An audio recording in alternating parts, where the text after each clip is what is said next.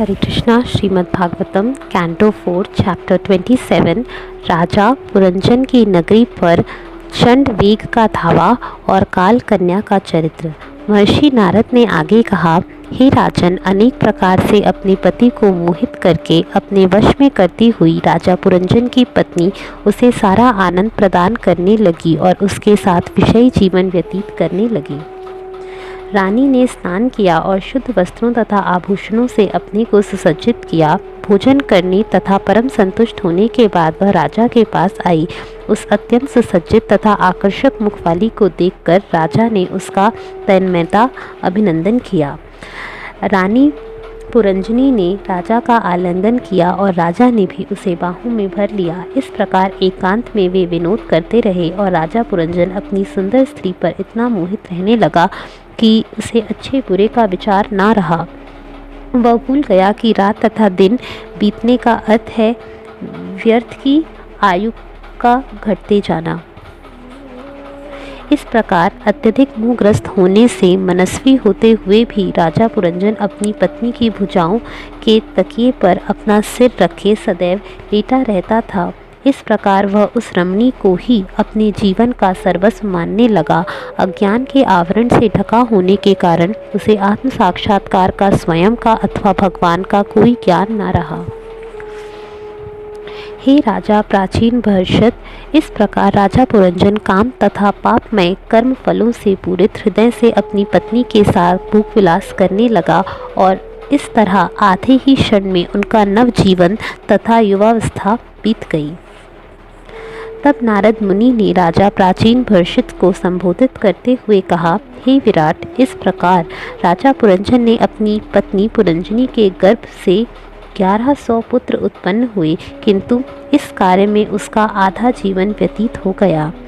हे प्रजापति राजा प्राचीन भरषित, इस तरह राजा पुरंजन के 110 कन्याएं भी उत्पन्न हुई। ये सब की सब अपने पिता तथा माता के समान यशस्विनी थीं। उनका आचरण भद्र था, ये उदार थीं और अन्य उत्तम गुणों से युक्त थी।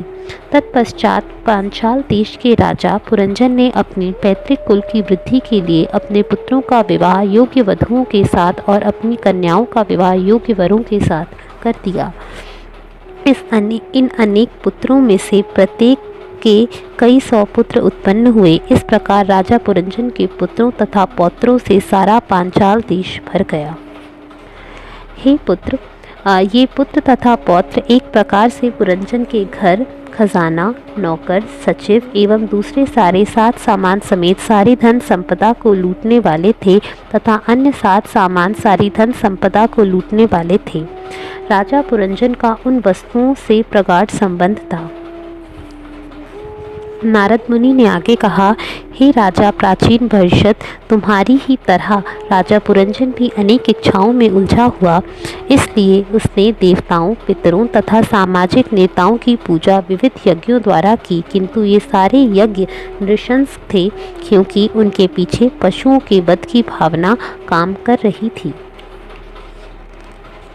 इस प्रकार राजा पुरंजन कर्म कांड में तथा अपने परिवार के प्रति अनुरक्त रहकर और दूषित चेतना होने से अंततः ऐसे बिंदु पर पहुंच गया जिसे भौतिक वस्तुओं से में बुरी तरह अनुरक्त लोग बिल्कुल नहीं चाहते। हे राजन, गंधर्व लोक में चंडवेग नाम का एक राजा था। उसके अधीन 360 अत्यंत शक्तिशाली गंधर्व सैनिक हैं। चंडवेग के साथ साथ गंधर्वनियों की संख्या सैनिकों के ही समान थी और वे बारंबार इंद्रिय मुख की सारी सामग्री लूट रही थी। जब राजा गंधर्व राज चंडवेग तथा उसके सेवक पुरंजन की नगरी को लूटने लगे तो 5 फनों वाले एक सर्प ने नगरी की रखवाली करनी शुरू कर दी।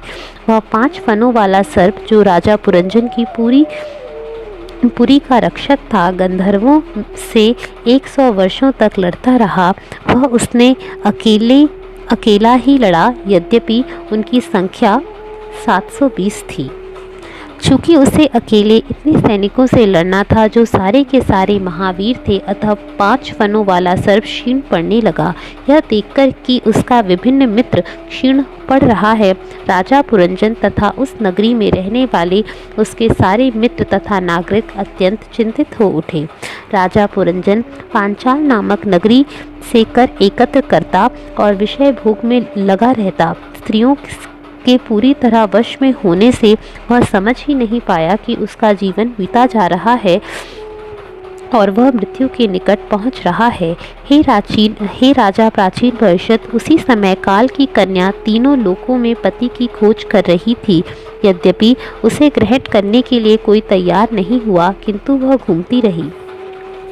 काल की कन्या जरा बड़ी अभागिन थी, फलता लोग उसे दुर्भागा कहते थे, किंतु एक बार वह एक महान राजा पर प्रसन्न हो गई और चूंकि राजा ने उसे स्वीकार कर लिया था, इसलिए उसने उसे वरदान दिया। एक बार जब मैं सर्वोच्च लोक ब्रह्मलोक से इस पृथ्वी पर आ रहा था तो संसार भर का भ्रमण करते हुए काल की कन्या से मेरी भेंट हुई। वह मुझे नैष्ठिक ब्रह्मचारी जानकर मुझ पर अत्यंत कामातुर हो गई और उसने प्रस्ताव रखा कि मैं उसे अपना लूं। महर्षि नारद ने आगे कहा, जब मैंने उसकी प्रार्थना अस्वीकार कर दी तो उसने मुझ पर अत्यंत क्रुद्ध हुई और मुझे घोर शाप देने लगी। चूँकि मैंने उसकी प्रार्थना अस्वीकार कर दी थी, अतः उसने कहा कि तुम किसी एक स्थान पर अधिक काल तक नहीं टिक सकोगे। इस प्रकार जब वह मेरी ओर से निराश हो गई तो मेरी अनुमति से वह यवनों के राजा के पास गई, जिसका नाम भय था, और उसे ही अपने पति के रूप में स्वीकार कर लिया।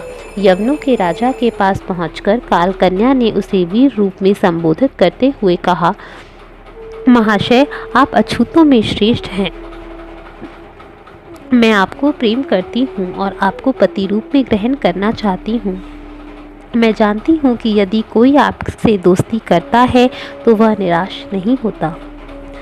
जो लोक रीति के अनुसार अथवा शास्त्रों के आदेशानुसार दान नहीं देता और जो इस प्रकार के दान का ग्रहण नहीं करता, उन दोनों को ही तमोगुणी समझना चाहिए। ऐसे लोग मूर्खों के पथ का अनुसरण करते हैं, निश्चित ही उन्हें अंत में पछताना पड़ता है।